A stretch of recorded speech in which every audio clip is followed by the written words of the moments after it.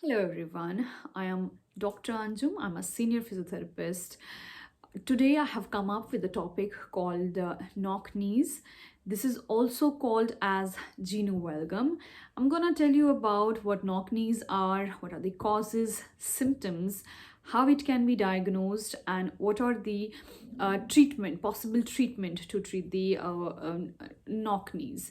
So first thing first, the knock knees in a simple language is this is the misalignment of the knee joint, and if it is left untreated, it causes early degeneration of your knee joint. Now, if you want to understand the knock knees, I have drawn a sketch diagram over here. So if you see that, I have shown it over here. This looks like something like knock knees. I'm very bad at it. So the inner aspect of your knee joint touches the other knee joint even if you keep your feet apart. So early detection is just seeing that if your knees are touching with each other. So what are the causes? The most commonest cause is the muscular imbalance. Then the other causes would be the rickets, the other health conditions like vitamin D deficiency, osteomyelitis, osteomyelitis, as I said. Other conditions would be the physical trauma to the joint, the malunion of any fracture leads to the deformity, and the signs and symptoms would be knee pain, pain in your hip joint, pain in your ankle joint, and your foot. Now, why pain in the ankle joint and the foot when the deformity is just in the knee? It's because that the knee joint is not only involved, it also involves the feet, the hip joint, the pelvis, later the spine, and the shoulders and everything. See, the body is not just one joint. If one joint is affected, it shows changes in the other joints as well because of the compensatory mechanism of the body. Now, if you say that you have knock knees, you also have to look if you have a flat foot.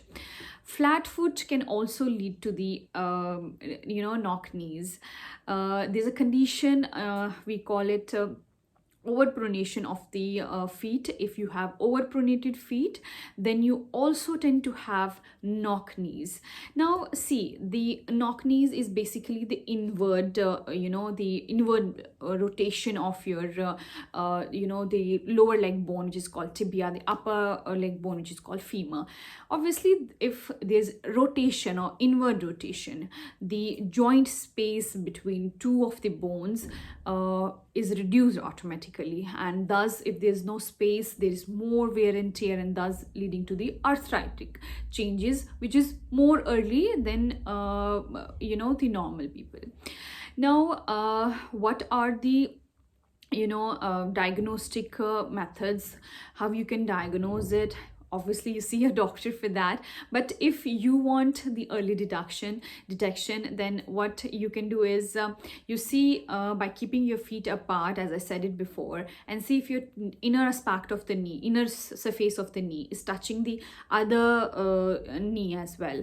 So what are the possible treatments? See, every condition we say, if whether it is the genu valgum, whether it is the genu varum, every condition has a degree, like mild, moderate, and severe. Obviously, the severe ones has the pathological, the underlying pathology. So these severe conditions are treated by the orthopedicians. They mostly go for the surgery because aesthetically they're not looking nice.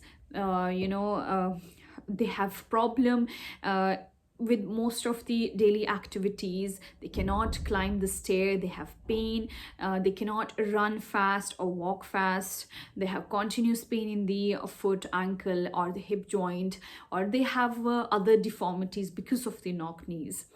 Then these group of people are mostly in the the surgery and under orthopedic treatment. Now, what happens to the mild and the moderate one? The mild ones and the moderate ones mostly get better with the the physiotherapy treatment, the exercises. Now, what needs to be exercised? We cannot strengthen everything, we cannot stretch everything. We have to find what is more weak and what is very active to keeping the bones in an inward position. So first thing first, you have to strengthen your quadricep muscle. Quadricep muscle has few fibers, and you focus onto the vastus medialis one. The other thing that you have to strengthen is your glute muscles, your group of glute muscles. What needs to be stretched? It is your IT band that you need to stretch. Then other thing that I would suggest for these group of people, which is mild and moderate, is foot orthotics.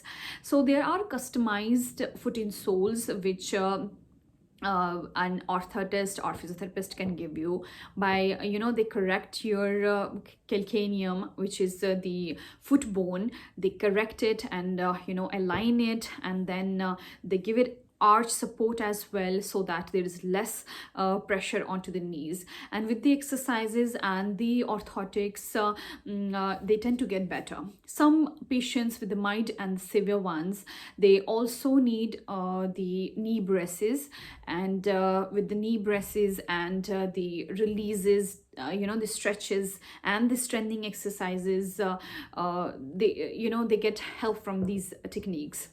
So I would suggest is that early detection is what is very helpful for the patient, because more acute the condition is, more better the results are. But even if you say that 25 or 30 years old, you can still get better if there is not any underlying pathology, which are the the other conditions, very severe ones, the rickets, osteomyelitis, any malunion of your bone. Malunion is basically the after the fracture, the bone couldn't heal, or it healed in a very wrong form, like that. So I would suggest the mild and the moderate one can see a doctor and take the help, probably a physiotherapist. They can help you, guide you what needs to be strengthened and what needs to be stretched. And once you make a balance of it, your knee joint, in aesthetically you will also see the results. How long it takes? I think it is not a small job, and it definitely takes time. Some of the releases would take at least 1 month, and whole of the results would take at least 6 months to 1 year. So this was about it, about the knock knees, the very brief idea. I hope it was informative, and maybe we'll meet again with any other medical condition. Thank you very much. God bless you all.